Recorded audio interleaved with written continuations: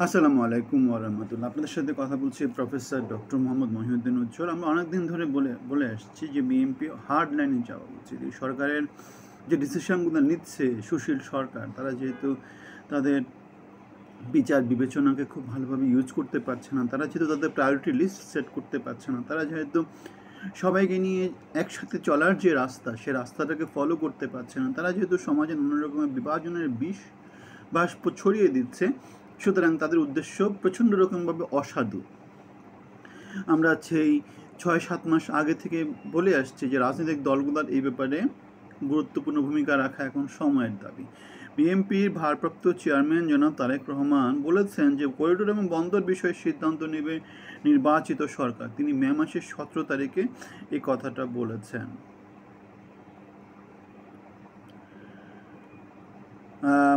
বর্তমান সরকার শহীদদের তালিকা চূড়ান্ত হইতে করিডোর ইস্যু বা বন্দর বিদেশিদের কাছে দেওয়ার বিষয়ে বেশি প্রাধান্য দিচ্ছে, কিন্তু বর্তমান সরকার নয়,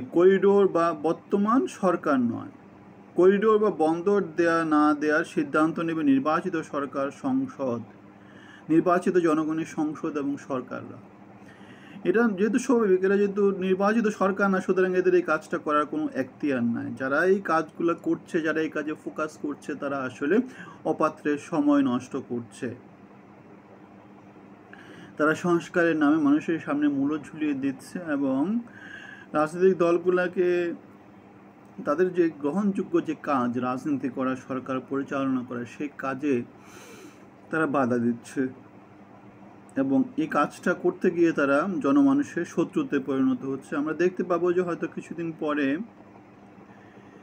ইউনূস সরকারের বিরুদ্ধে রাজনৈতিক সরকারগুলো মাঠে নামবে। অনেকদিন আগে বলে আসছিলাম যারা রাজনীতি করে, যেমন আওয়ামী লীগ তো অলরেডি মাঠে ইউনূসের বিরুদ্ধেই আছে, জাতীয় পার্টি আছে, বাকি থাকলো বিএনপি এবং জামাত।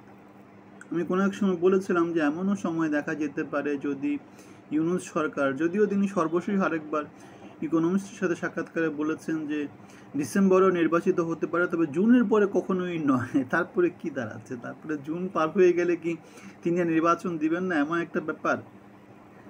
কারণ হচ্ছে দেশে যদি কোনো রকমের গণ্ডগোল লেগে যায়, যুদ্ধ পরিস্থিতি তৈরি হয়ে যায়, অথবা নানা রকমভাবে দেশে যদি অস্থিতিশীল পরিস্থিতি তৈরি হয়, তখন নির্বাচনের কথা কীভাবে আসবে? এই জিনিসপত্রগুলো সবগুলাই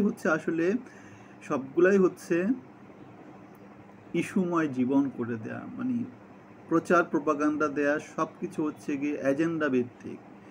এখন কোন কাজটা হবে, ভবিষ্যতে কী হবে না হবে সেটা কেউ বলতে পারে না, তবে একটা প্ল্যান থাকা উচিত। সেই প্ল্যান অনুসারে নির্বাচনটা, সংস্কারগুলো, সেগুলো প্রায়োরিটি লিস্টে থাকার কথা। তিনি যেভাবে বন্ধন নিয়ে, করিডোর নিয়ে, সেন্ট মার্টিন নিয়ে, মগজগ নিয়ে, তিনি যেভাবে পাটের ব্যাগ, পলিথিনের ব্যাগ, এগুলো নিয়ে তিনি যেভাবে রাস্তায় নেমেছেন, তিনি যেভাবে সংস্কারগুলোকে পাশ কাটিয়ে যাচ্ছেন, তাতে আমাদের তার প্রতি খুব একটা আস্থা নেই। অনেক দিন ধরে সে কথাটা বলে আসছি, আপনাদেরও সে কথা বলা উচিত। বিএনপির ভারপ্রাপ্ত চেয়ারম্যান জনাব তারেক রহমান বলেছেন এবারের অঙ্গীকার নির্বাচিত সরকার। আমরাও তাতে একমত জানাই।